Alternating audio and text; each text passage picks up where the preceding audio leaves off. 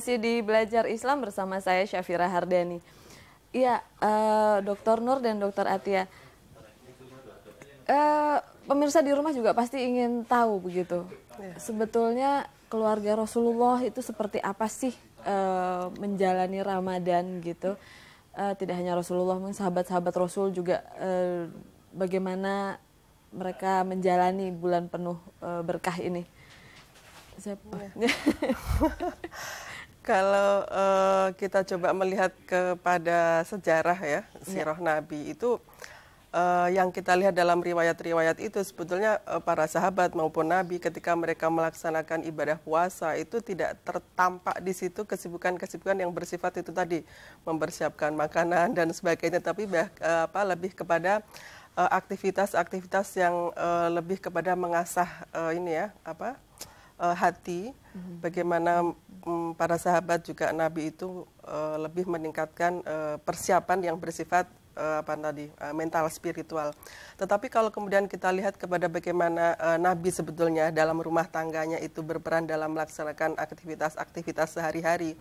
Nah itu banyak sekali riwayat yang itu sebetulnya tidak hanya dilakukan Nabi pada saat bulan Ramadan saja, tetapi bahwa dalam keseharian Nabi itu ya seperti itu gitu. Jadi dalam satu riwayat misalkan itu dari sahabat Amrah ya ketika menanyakan, jadi beliau itu penasaran, sahabat Amrah itu penasaran sekali terhadap Nabi itu kalau di rumah gimana sih gitu. Kalau yang selama ini kan yang dilihat itu di luar ya, di luar perannya sebagai dakwah dan sebagainya, tetapi penasaran kalau di rumah itu bagaimana. Nah, penasarannya itu kemudian disampaikan kepada Aisyah, istri Nabi Muhammad SAW.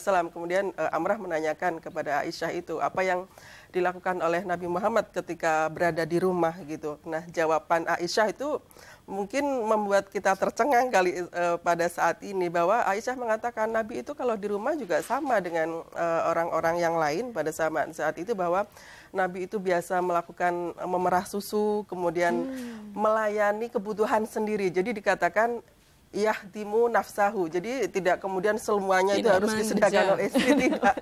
Jadi kalau dulu memerah susu, susu domba, kambing itu mungkin Nabi kalau biasa sekarang analoginya bikin kopi. Jadi itu jelas disampaikan dalam hadis itu bahwa Nabi melayani dirinya sendiri, kemudian biasa untuk kalau ada bajunya yang robek itu disulam sendiri, kemudian membetulkan sendalnya yang robek itu juga dibetulkan sendiri. Nah ini kan seakan-akan berbanding terbalik dengan yang kita lihat sekarang. Ini kalau sekarang suami bajunya sobek, ini tolong dijahit dan sebagainya. Ini ternyata Nabi tidak seperti itu. Gitu. Minta tukang jahit juga. Jadi betul-betul Nabi melayani kebutuhannya sendiri, tidak harus kemudian tergantung kepada istri. Jadi dalam satu riwayat sahabat ternyata penasaran itu tidak hanya sahabat perempuan saja, yang laki-laki juga sahabat Aswad menanyakan kepada Aisyah apa yang beliau Nabi lakukan di rumah. Aisyah kemudian mengatakan fi mihnati ahlihi. Jadi Nabi itu kalau di rumah itu melayani kepada keluarganya. Jadi kebutuhan-kebutuhan yang dibutuhkan oleh keluarga itu Nabi membantu gitu. Itu yang dilakukan oleh Nabi. Kemudian ketika datang waktu sholat, maka Nabi kemudian faqoma fasholla. Jadi Nabi melaksanakan sholat itu. Tetapi kalau lagi di rumah, maka aktivitas beliau adalah melayani kepada seluruh anggota keluarganya. Melakukan tugas-tugas domestik itu yang biasa. Iya. Jadi kalau mau mengatakan mengikuti sunnah Nabi, itulah yang juga harus dicontoh. Gitu. Jangan hanya mengambil yang sebagian, tetapi kemudian melupakan yang lain. Betul. Ini menarik. Karena hal-hal seperti ini sepertinya tenggelam, kemudian sunnah Rasul yang lain yang lebih lebih muncul ke permukaan. Justru yang bagaimana Rasulullah keseharian beliau di rumah begitu. Kira-kira kenapa ini? Ada banyak faktor saya kira ya. Karena misalnya begini.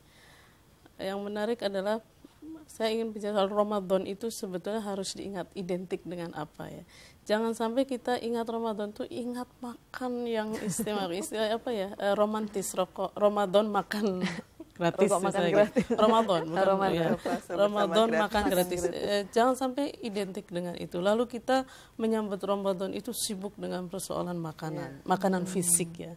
Karena Al-Quran mengingatkan bahwa puasa itu diwajibkan atas kalian sebagaimana diwajibkan pada umat-umat yang dahulu itu, la'allakum tattaqun, supaya kalian semua itu bertakwa.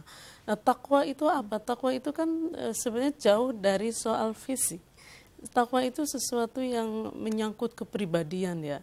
Karena itu mungkin secara sederhananya takwa itu adalah satu sikap di mana kita mampu tegas kepada sesuatu yang mungkar, tidak, dan proaktif untuk melakukan kebaikan.